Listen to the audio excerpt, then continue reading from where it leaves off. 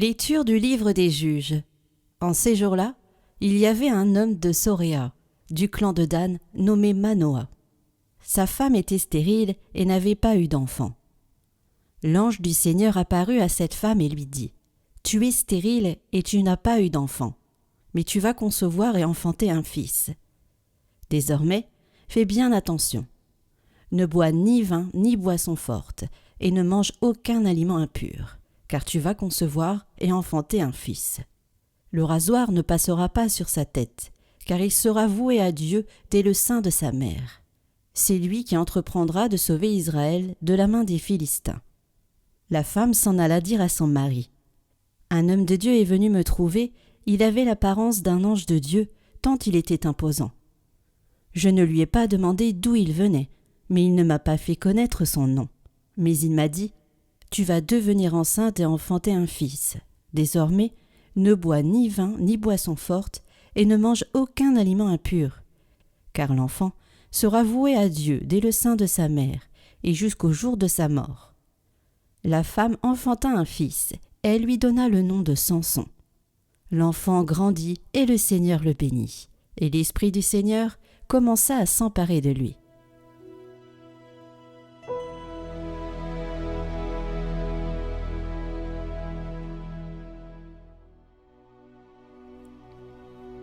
Je n'ai que ta louange à ma bouche tout le jour, ta splendeur. En toi, Seigneur, j'ai mon refuge. Garde-moi d'être humilié pour toujours. Dans ta justice, défends-moi, libère-moi. Tends l'oreille vers moi et sauve-moi. Sois le rocher qui m'accueille, toujours accessible. Tu as résolu de me sauver. Ma forteresse et mon roc, c'est toi. Seigneur mon Dieu, tu es mon espérance. Toi, mon soutien dès avant ma naissance. Tu m'as choisi dès le ventre de ma mère et tu seras ma louange toujours. Je revivrai les exploits du Seigneur en rappelant que ta justice est la seule. Mon Dieu, tu m'as instruit dès ma jeunesse. Jusqu'à présent, j'ai proclamé tes merveilles.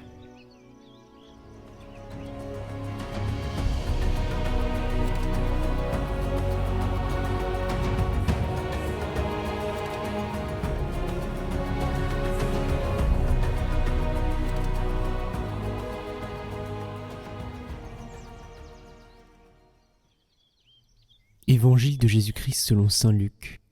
Il y avait au temps d'Hérode le Grand, roi de Judée, un prêtre du groupe d'Abia, nommé Zacharie. Sa femme aussi était descendante d'Aaron. Elle s'appelait Élisabeth. Ils étaient l'un et l'autre des justes devant Dieu. Ils suivaient tous les commandements et les préceptes du Seigneur, de façon irréprochable. Ils n'avaient pas d'enfant, car Élisabeth était stérile. Et de plus, ils étaient l'un et l'autre avancés en âge. Or, tandis que Zacharie, durant la période attribuée aux prêtres de son groupe, assurait le service du culte devant Dieu, il fut désigné par le sort, suivant l'usage des prêtres, pour aller offrir l'encens dans le sanctuaire du Seigneur. Toute la multitude du peuple était en prière au dehors, à l'heure de l'offrande de l'encens. L'ange du Seigneur lui apparut, debout à droite de l'autel de l'encens. À sa vue, Zacharie fut bouleversé et la crainte le saisit. L'ange lui dit : « Sois sans crainte, Zacharie, car ta supplication a été exaucée. Ta femme Élisabeth mettra au monde pour toi un fils, et tu lui donneras le nom de Jean. Tu seras dans la joie et l'allégresse, et beaucoup se réjouiront de sa naissance, car il sera grand devant le Seigneur. Il ne boira pas de vin, ni de boisson forte, et il sera rempli d'Esprit Saint dès le ventre de sa mère. Il fera revenir de nombreux fils d'Israël au Seigneur leur Dieu. Il marchera devant, en présence du Seigneur, avec l'esprit et la puissance du prophète Élie, pour faire revenir le cœur des pères vers leurs enfants, ramener les rebelles à la sagesse des justes, et préparer au Seigneur un peuple bien disposé. » Alors Zacharie dit à l'ange : « Comment vais-je savoir que cela arrivera ? Moi, en effet, je suis un vieillard, et ma femme est avancée en âge. » L'ange lui répondit : « Je suis Gabriel, et je me tiens en présence de Dieu. J'ai été envoyé pour te parler et pour t'annoncer cette bonne nouvelle. Mais voici que tu seras réduit au silence. Et, jusqu'au jour où cela se réalisera, tu ne pourras plus parler, parce que tu n'as pas cru à mes paroles. Celles-ci s'accompliront en leur temps. Le peuple attendait Zacharie et s'étonnait qu'il s'attarde dans le sanctuaire. Quand il sortit, il ne pouvait pas leur parler, et ils comprirent que, dans le sanctuaire, il avait eu une vision. Il leur faisait des signes et restait muet. Lorsqu'il eut achevé son temps de service liturgique, il repartit chez lui. Quelque temps plus tard, sa femme Élisabeth conçut un enfant. Pendant 5 mois, elle garda le secret. Elle se disait : « Voilà ce que le Seigneur a fait pour moi, en ces jours où il a posé son regard pour effacer ce qui était ma honte devant les hommes. »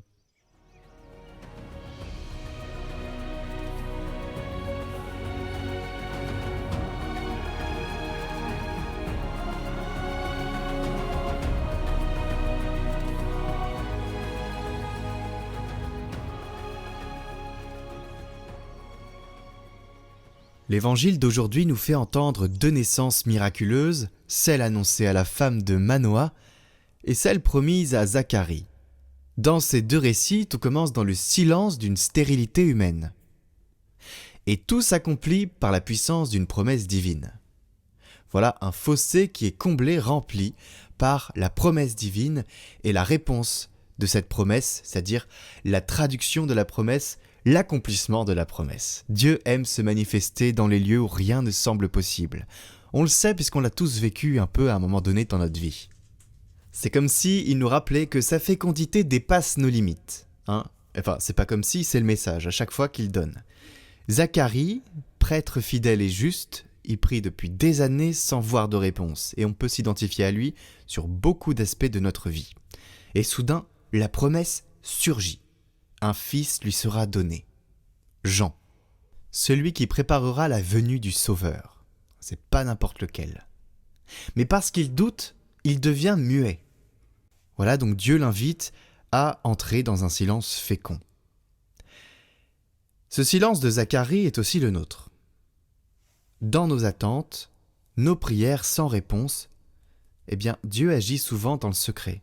Il a commencé probablement sa réponse sans que nous pouvions le voir. Il nous prépare, à l'instar d'Élisabeth, à enfanter quelque chose de nouveau, à laisser naître en nous son dessein. Mais pour cela, il faut consentir à se taire, à ne pas vouloir tout comprendre ni tout maîtriser. Car c'est dans le silence que la parole s'incarne. Dans le tumulte, on ne peut rien entendre. Comme le dit Toller, si tu veux parler, lui doit se taire. Mais si tu te tais, la parole de Dieu peut être prononcée en toi. Alors que ce temps de l'Avent nous apprenne donc à écouter, à attendre, à nous laisser surprendre, car dans chaque stérilité, Dieu prépare une naissance. Et on va faire mieux aujourd'hui, puisque le Seigneur est très bon, et que notre cœur attend pour Noël une grâce particulière, certainement, nous pouvons lui confier dès aujourd'hui. Cette grâce, ce don, cette promesse que nous attendons de lui.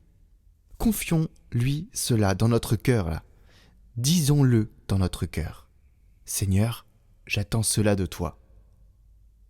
Alors viens enfanter cela en moi, Seigneur, et ce Noël, que ma joie soit parfaite. Vraiment, demandons la joie parfaite à Dieu pour ce temps de Noël qui va s'accomplir. Laissons de côté tout ce qui nous dévitalise et entrons dans ce qui nous vitalise, dans la vie, la parole de Dieu qui nous donne vie, qui vraiment nous donne vie dans le silence, on l'a entendu aujourd'hui. Alors faisons silence, mais espérons, demandons toujours dans notre cœur et faisons confiance. Je te rends grâce, tu m'as exaucé, je te louerai dans la grande assemblée, j'ai dit ton amour et ta vérité, je ne l'ai pas caché ta fidélité, que ta parole éclaire mes pas, je te suivrai Seigneur, car tu es le chemin, fais-moi connaître tes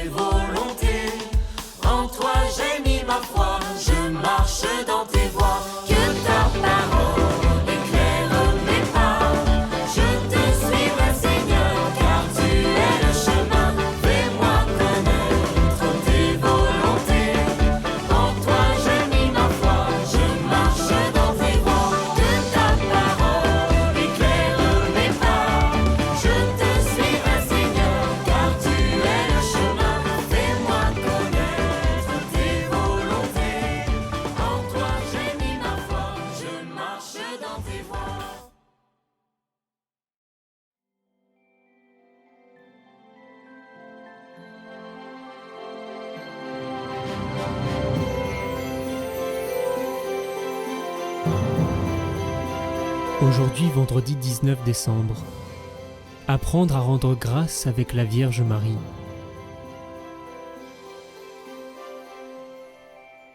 L'effort du jour. Remercier souvent Dieu et notre prochain au cours de nos journées.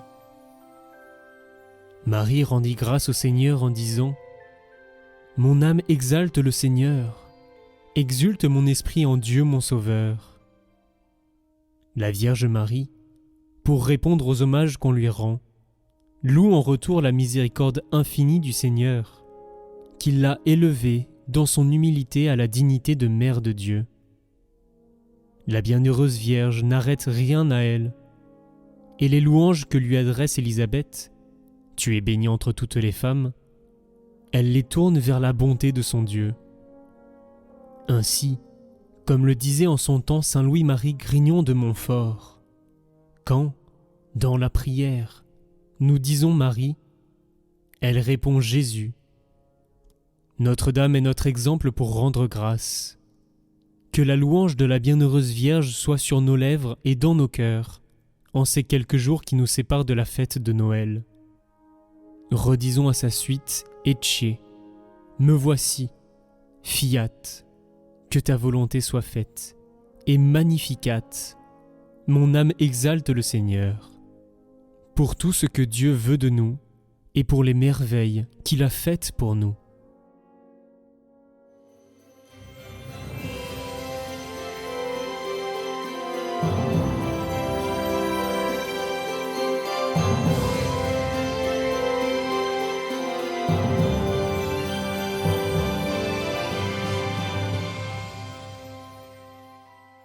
On vous emmène rencontrer les chrétiens d'Orient au Liban.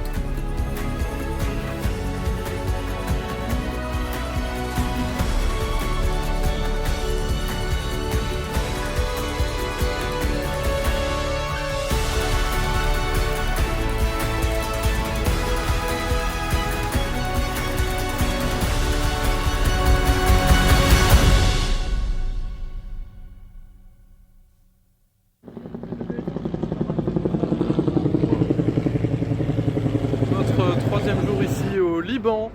Vincent qui a nous voir aujourd'hui. On va voir le pape. C'est bien, t'as bien révisé. T'as bien révisé. En blanc, il Ouais. s'appelle Léon XIV. Et on est ravis, on s'est garé un peu loin. On sait pas où on va. On est surtout très bien entouré par toute l'équipe de l'œuvre d'Orient, ici présente. Voilà, on a deux événements aujourd'hui. On a la rencontre du pape avec les religieux, les prêtres, les religieuses, les agents pastoraux et surtout le grand temps avec les jeunes le soir où on est également accrédité. Voilà, donc on va pouvoir suivre tout ça ensemble. À tout de suite.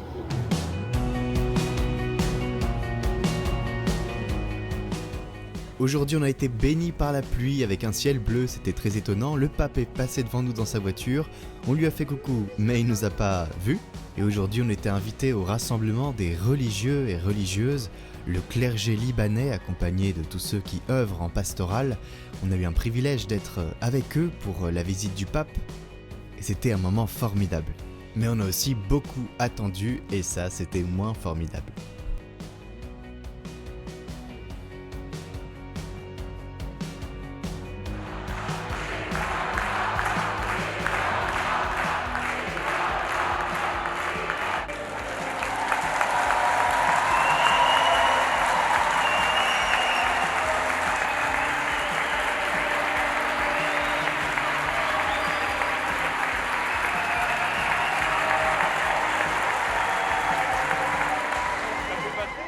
Après la journée dans le sud Liban qui nous a mis un peu à cran, c'était bien de pouvoir souffler avec le pape. Mais j'ai trouvé que c'était d'autant plus intéressant de voir le sud Liban avant, parce que justement ça a permis moi d'être plus en phase avec la population libanaise sur ce qui se passe vraiment. Ce qui nous permet d'être un peu plus rejoints par son discours, ou en tout cas dans une certaine compassion, sympathie avec ce peuple-là, qui autrement on se serait peut-être senti un peu plus étranger.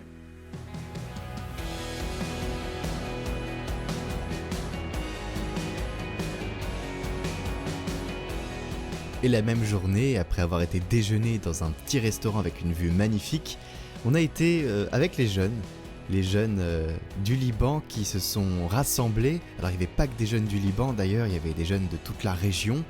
qui se sont rassemblés là pour accueillir le pape le soir avec une veillée, un spectacle, des louanges et un message d'espoir que le pape a donné.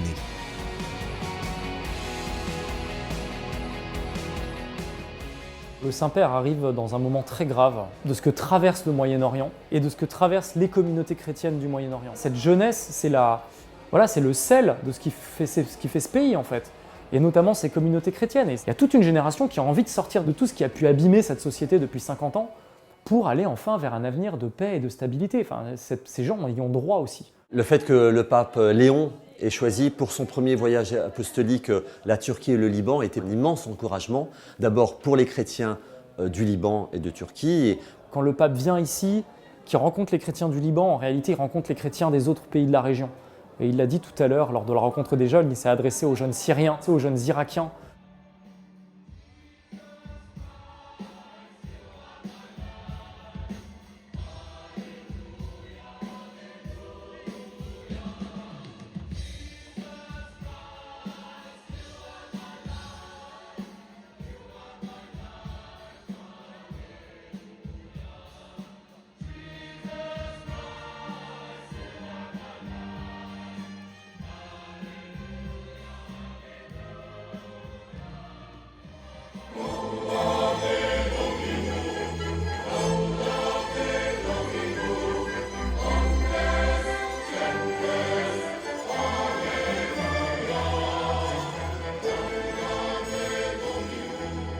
Les Libanais chantent merveilleusement bien.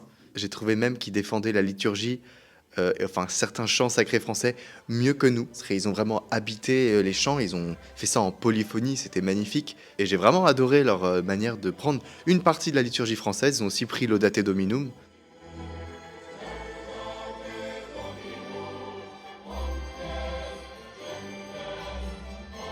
J'ai vécu une soirée incroyable. Je pense, j'ai pas le souvenir d'avoir vécu une soirée de louanges comme ça. Mais vraiment, j'ai fait des festivals chrétiens, j'ai fait beaucoup de groupes de louanges, mais alors cette soirée-là, elle était juste incroyable d'un point de vue... Vraiment, on sentait l'Esprit Saint, le feu de l'Esprit Saint hyper fort. Ça, c'est une soirée que je retiendrai pour ça. Ils ont été super bons, chacun, que ce soit les spectacles, les chorales, les danseurs. Mais en même temps, c'était pas too much, quoi. C'était du simple, mais extrêmement bien fait. Et on sentait qu'ils y mettaient le cœur, qu'ils étaient à fond dedans, et quoi, c'était assez fou à voir. En fait, j'ai été touché. En fait, ils étaient très joyeux. Ils étaient très joyeux, très simplement, les jeunes Libanais.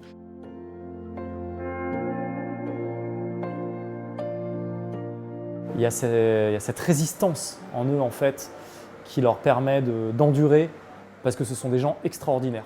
Donc voilà, le Liban est ce pays message dont parlait Jean-Paul II, parce que c'est un pays de liberté. Voilà donc ce discours du pape ce soir après le spectacle. Il a invité les jeunes à ne pas perdre l'espérance malgré les difficultés au Liban, à être artisans de paix et témoins vivants de l'amour du Christ, à rêver, à construire l'avenir avec courage et générosité, un encouragement qui fait écho avec toutes les rencontres que nous avons faites et tout ce que nous avons vécu avec les Libanais du Sud.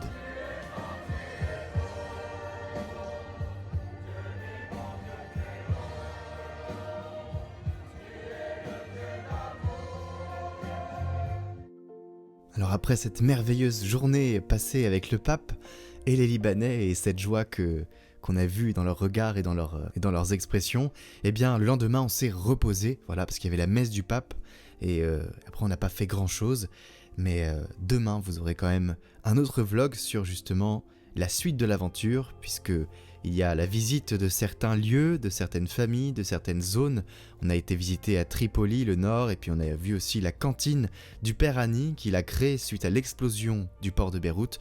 Tout ça, c'est dans la suite. À très bientôt. Chers amis, la mission Catoglade a besoin de vous. Nous faisons un appel aux dons pour continuer notre mission à distribuer et répandre la parole avec de multiples projets. Merci à vous de nous soutenir. Faites un don pour la mission Reçu fiscal possible. Le lien est dans la description. Nous vous remercions pour votre soutien et vos prières.